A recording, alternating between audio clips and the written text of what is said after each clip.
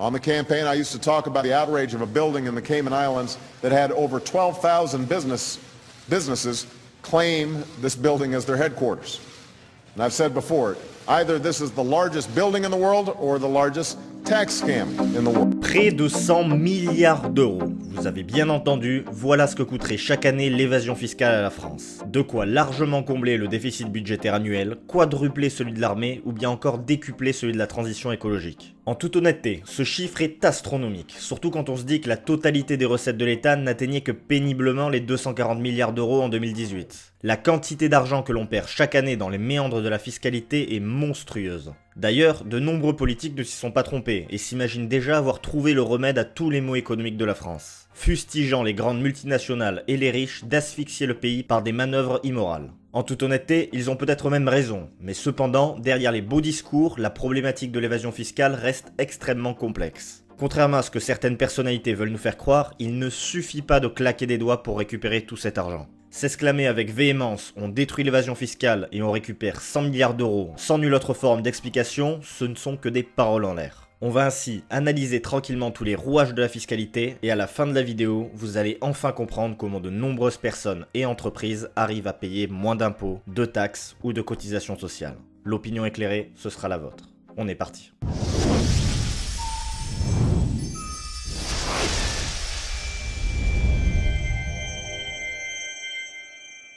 Malheureusement, aujourd'hui il existe une immense confusion entre de nombreux termes liés à la fiscalité. En fait, pour payer moins d'impôts, entreprises et particuliers peuvent utiliser 3 stratégies distinctes. L'optimisation fiscale, ou l'art d'utiliser la loi, l'évasion fiscale, ou l'art de contourner la loi, et la fraude fiscale, ou l'art d'enfreindre la loi. On va les décrypter une par une.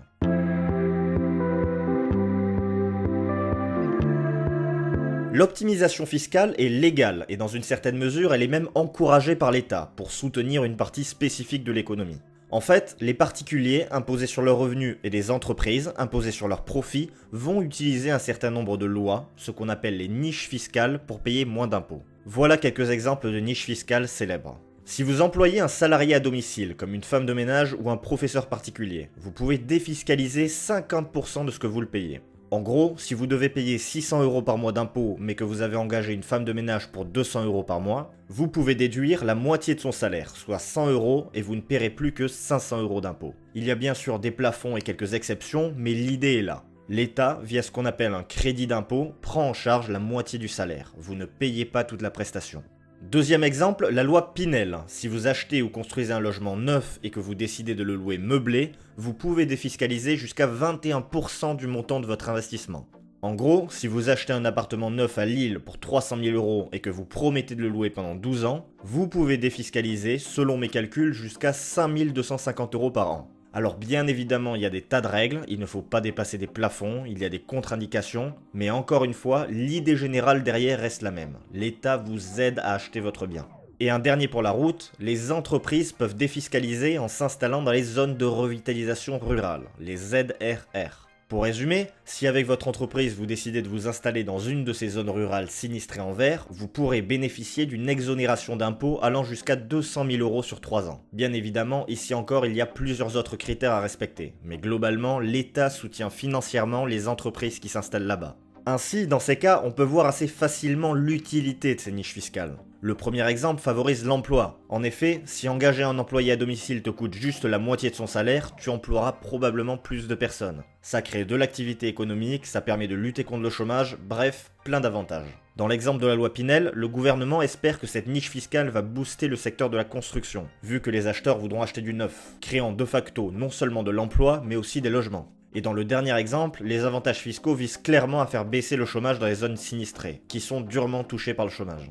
Alors vu comme ça, quel est le problème avec ces niches fiscales, me direz-vous? Eh bien il y en a trop, près de 500 et la moitié serait peu, voire pas efficace du tout. Autant d'argent perdu bêtement par l'État français. Mais on a toujours un peu de mal à savoir exactement si une niche fiscale est efficace, rentable ou non.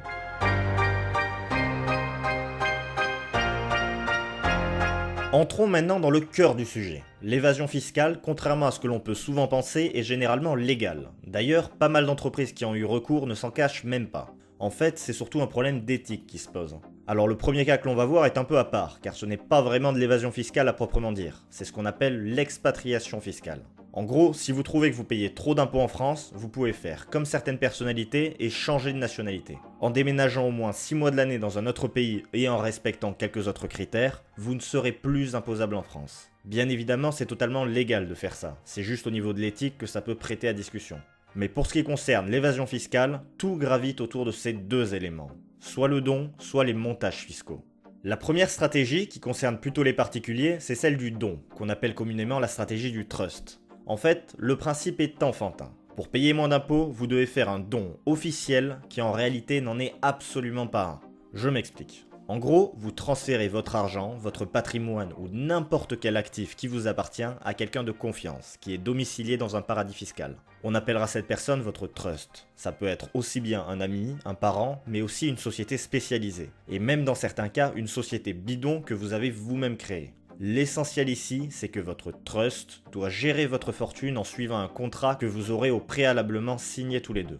Ainsi, cet ami ou cette société investira votre argent en suivant vos recommandations à la lettre. Sauf que juridiquement parlant, en faisant don de votre argent, ce n'est plus le vôtre. Donc si grâce à vos investissements, vous faites des bénéfices monstres, ce sera votre trust qui sera taxé, pas vous. Et bien évidemment, lui sera taxé avec le taux d'imposition des Bahamas ou des Maldives. Vous voyez l'idée générale derrière. Au fond, même si tout le monde sait que cet argent vous appartient, légalement, ce n'est plus le vôtre. Et d'un autre côté, c'est votre liberté. Si vous avez envie d'offrir votre fortune à un ami ou à une entreprise, ça ne regarde que vous. C'est légal. Sauf qu'ici, c'est quand même assez malhonnête, car c'est juste pour éviter l'impôt. L'évitement fiscal, c'est littéralement l'art de contourner la loi. Et même si depuis 2011, les trusts devraient être constamment déclarés à l'administration, peu de personnes le font réellement. Petite anecdote au passage, à l'époque, transférer tout votre patrimoine à des trusts vous permettait notamment d'échapper à l'ISF, en vous faisant passer pour bien plus pauvre que vous ne l'étiez réellement. On se souvient de Johnny Hallyday qui avait créé l'entreprise JPS Trust qui était légalement propriétaire de presque tous les biens du chanteur. C'est con à dire, mais officiellement, et j'insiste bien sur le officiellement, Johnny Hallyday n'était pas très riche. Il payait ainsi peu d'ISF. Ensuite, la deuxième stratégie, qui est intimement liée à la première, c'est celle des montages fiscaux. Elle est souvent utilisée par les entreprises qui, ne l'oublions pas, sont soumises aux lois du pays dans lequel elles sont domiciliées. Pour ce faire, les compagnies peuvent créer des filiales de leur entreprise dans des pays avec peu d'impôts. Pas de contraintes administratives, pas de contraintes légales et surtout pas de frais sur les transactions d'argent. Ce dernier point est extrêmement important car les entreprises ne souhaitent pas être taxées deux fois, là où elles exercent leur activité et là où elles rapatrient leurs profits. Donc il ne faut pas de frais sur les transferts d'argent. Car en fait, le but ultime de tous ces montages, c'est tout simplement de minimiser les profits dans les pays à fort taux d'imposition, comme la France ou le Costa Rica, et de les faire passer dans les paradis fiscaux à faible taux d'imposition, comme le Panama ou les îles Vierges britanniques. Pour ce faire, les entreprises doivent arriver à transférer tous leurs bénéfices vers ces pays. En clair, il faut que juridiquement parlant, LVMH Hong Kong fasse beaucoup de bénéfices et qu'LVMH France en fasse très peu. Ainsi, la question qui se pose, c'est comment faire ces redistributions de profits sans enfreindre la loi ? Eh bien, c'est assez simple. Les multinationales vont devoir créer des holdings, appelés aussi parfois sociétés écrans ou offshore, sorte de filiales de la maison mère installées dans les paradis fiscaux. En gros, ça pourrait être McDonald's Bahamas ou Amazon Luxembourg. Sauf que dans ces filiales, il n'y a pas d'activité à proprement dire. Il n'y a même souvent qu'une boîte aux lettres. Mais ça permet aux entreprises d'avoir une succursale qui est officiellement domiciliée là-bas. Parce qu'un exemple vaut 1000 mots, décortiquons le cas Google. Au départ, l'entreprise fait des bénéfices partout en Europe, car ce sont des internautes présents sur tout le continent qui consomment sa publicité, aussi bien en France qu'en Belgique ou en Allemagne. Jusque-là, on est d'accord. Sauf que vu que c'est sa filiale irlandaise qui facture juridiquement sa publicité, c'est elle qui va recevoir les profits de tous les pays européens. Après tout, c'est légal. Google joue sur les lois en disant « étant donné que la publicité est distribuée par l'Irlande, ce sont eux qui doivent recevoir tout l'argent ». Certes, éthiquement parlant, c'est limite, surtout quand on sait que les Irlandais ne représentent qu'une infime partie des clients de Google Europe, mais après tout, ils ont juridiquement le droit. Quand Ferrari vend une voiture à un Français, un Qatari ou un Chinois, c'est l'entreprise italienne qui fait des bénéfices. On voit l'idée derrière. Cependant, malgré le faible taux d'imposition en Irlande, Google ne va même pas s'arrêter là, et va vouloir faire passer ses bénéfices aux Bermudes où il n'y a pas du tout d'impôt. Mais elle ne peut pas le faire directement, car il existe des frais de transaction importants entre l'Irlande et les Bermudes. Ainsi, via le système des royalties, le géant américain va envoyer tout son pactole vers une société écran aux Pays-Bas, car il existe une loi européenne empêchant le fisc de taxer les transactions entre pays de l'UE. Et ensuite, Google va renvoyer l'argent vers une autre société écran installée en Irlande, mais qui, elle, est considérée comme hybride, et appartenant officiellement aux Bermudes. Dès lors, selon une loi irlandaise, la taxe sur le rapatriement fiscal ne peut plus s'appliquer, et l'argent va donc tranquillement être transféré vers ce paradis fiscal qui ne prélève pas d'impôts. Honnêtement, on ne va pas rentrer dans l'hyper détail ici, ce n'est pas le but de la vidéo et je n'ai pas la prétention de tout comprendre. Mais ce qu'il faut absolument retenir, c'est que Google utilise les failles de tous les pays pour minimiser ses profits en Europe et faire exploser ceux des Bermudes. Car oui, même Google Irlande ne fait quasiment aucun bénéfice. Ça va peut-être vous surprendre, mais la quasi-totalité de l'argent de Google dort actuellement chez sa filiale aux Bermudes. On parle de plusieurs dizaines, voire centaines de milliards d'euros qui ne peuvent pas passer la frontière américaine de peur d'être taxés à hauteur de 10,5%. Et il y a 2 ans, avant la réforme sur les taxes de Trump, c'était 35% de taxes pour le rapatriement fiscal. Quoi qu'il en soit, à cause des trusts et des montages fiscaux, on arrive à des situations ubuesques où cet immeuble aux Bahamas compte plus de 18 000 sièges sociaux et que le Delaware, État américain, compte plus d'entreprises que d'habitants. Prenons un autre exemple, Starbucks France. Eh bien sachez qu'en 12 ans d'activité, Starbucks n'a pas réalisé de profit en France. Chaque année, officiellement, ils perdent de l'argent. Et pourtant, ils sont en pleine croissance. Sacré paradoxe. En fait, à chaque fois que l'entreprise fait 1 euro de profit, il paye 1 euro de frais d'utilisation de la marque à la société mère située au Delaware, où l'impôt est moins important. Ils transfèrent leurs bénéfices furtivement via le système des royalties. Voilà pourquoi en 12 ans, Starbucks n'a pas payé d'impôt sur les bénéfices en France. Car officiellement, elle n'en fait pas. Et tout ça c'est légal, car il y a réellement des entreprises qui doivent payer pour pouvoir utiliser une marque. Mais dans ce cas-là, c'est malhonnête, car tout le monde sait que c'est juste pour éviter l'imposition. Encore une fois, l'évasion fiscale, c'est l'art d'utiliser, de contourner, voire de tordre au maximum la loi en flirtant avec l'illégalité. Ensuite, les sociétés offshore posent un autre problème à l'État, car en général, les paradis fiscaux proposent l'anonymat à leurs clients. On a ainsi pu voir le crime organisé blanchir son argent grâce à des entreprises qui feraient d'immenses bénéfices et dont on ne sait pas vraiment à qui elles appartiennent. Pour complexifier le problème, les mafias vont créer des dizaines de sociétés écrans, dirigées par des centaines de prête-noms. Des personnes généralement pauvres qui n'ont rien à voir mais qui donnent juste leur nom pour une petite somme d'argent. Et toutes ces entreprises vont multiplier les transactions entre elles. Bref, cela devient vite un immense bourbier pour les enquêteurs qui n'arrivent souvent pas à reconnaître le vrai détenteur de l'argent. Cependant, qu'on se le dise, s'il y a autant d'évasion fiscale dans le monde, c'est aussi parce que les grands groupes comptables, d'avocats et de banquiers, comme KPMG, Deloitte, Mossack Fonseca ou la Société Générale, proposent à leurs clients de leur faire les montages financiers. Et ce, malgré les réprimandes constantes de l'État. Ces groupes ont eux aussi leur responsabilité dans cette affaire.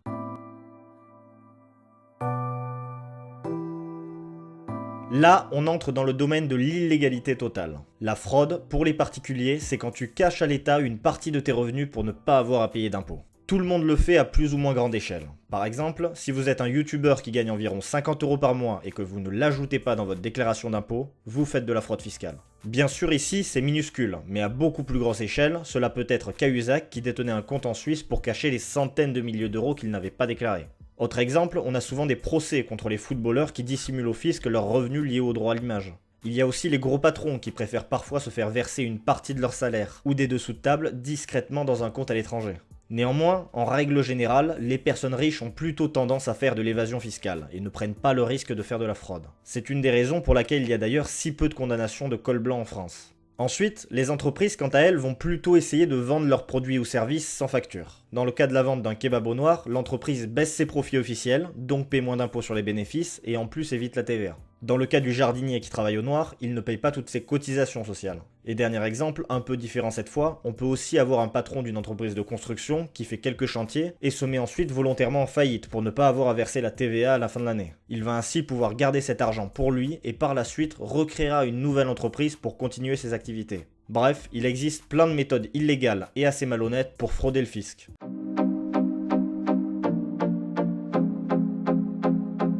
Donc désormais, vous avez un aperçu des principales méthodes qu'utilisent particuliers et sociétés pour éviter l'impôt. Vous comprenez aussi que la partie la plus intéressante, celle qui pourrait rapporter beaucoup d'argent, c'est l'évasion fiscale. Mais que c'est aussi la plus litigieuse, car elle se situe entre la légalité et l'illégalité. Quand Disney Luxembourg prête de l'argent à sa filiale française en demandant des intérêts énormes, c'est légal. Oui, Disney Luxembourg fait ainsi d'énormes bénéfices, et Disney France n'en fait pas du tout. Mais on ne peut décemment pas créer une loi pour interdire aux filiales de se prêter de l'argent entre elles, sinon il n'y aurait plus d'investissement à l'étranger. Seulement, c'est malhonnête de se prêter de l'argent à un taux de 5,7%, quand tout le monde sait que c'est uniquement pour minimiser son imposition. Alors maintenant, c'est à vous de participer. Selon vous, quelle stratégie l'État pourrait mettre en place pour lutter contre le fléau qu'est l'évasion fiscale? Réfléchissez-y quelques instants, car ce n'est vraiment pas évident comme question. Si la France est seule à lutter contre l'évasion fiscale, est-ce que ça ne pousserait pas les compagnies à déserter le pays? De plus, si les lois ne suffisent pas, ce qui est quand même très probable, ne pensez-vous pas que la pression populaire, comme celle des Gilets jaunes, pourrait avoir son rôle à jouer? Faudrait-il boycotter les établissements qui ont ou ont eu recours à l'évitement fiscal?